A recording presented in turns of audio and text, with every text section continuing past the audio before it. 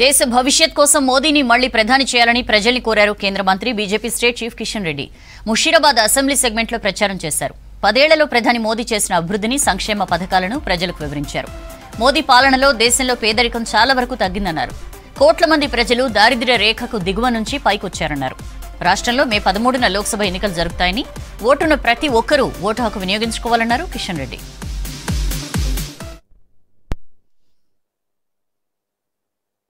దేశం కోసం ఓటేయండి.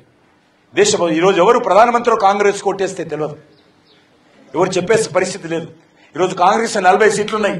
ఆ 40 సీట్లు వస్తాయా తగ్గుతాయా కూడా తెలియని పరిస్థితి ఉంది. మీ ఓటు అడగడం కోసం రాలేను. మీరు ఇన్ఫ్లుయెన్సర్స్. సమాజంలో మీరందరూ కూడా మీ బంధువులు, స్నేహితులకు అందరికీ చెప్పి 2 పనులు. ఒకటి, పోలింగ్ బూత్కి వెళ్ళాలి. 3ది, నరేంద్ర మోడీ గారిని ఆశీర్వదించాలి. మన సికింద్రాబాద్ రైల్వే స్టేషన్ కూడా 720 కోట్లతోటి, మన ఎయిర్పోర్ట్ ఏ రకంగా ఉంటుందో, బేగంపేట ఎయిర్పోర్ట్ కాదు, శంషాబాద్ ఏ రకంగా ఎయిర్పోర్ట్ ఉంటుందో అదే విధంగా మన సికింద్రాబాద్ రైల్వే స్టేషన్ కూడా 720 కోట్ల రూపాయలతోటి అభివృద్ధి చేస్తాం. ప్రధానమంత్రిని స్వయంగా వెలిసి భూమి పూజ చేశాం.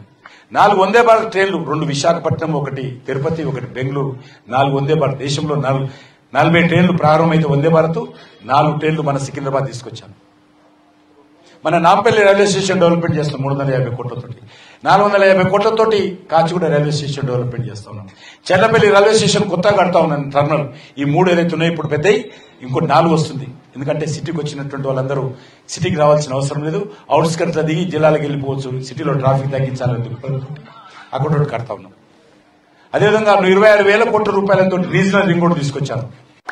అనేక మార్పులు అనుకుంటే ఈ దేశంలో సాధ్యం కానిది ఏది లేదు. 25 కోట్ల మంది పేదరికం నుంచి, దారిద్ర్య రేఖ నుంచి దిగువ పైకి తీసుకొచ్చాము. లాస్ట్ 9.5 years 25 కోట్ల మంది.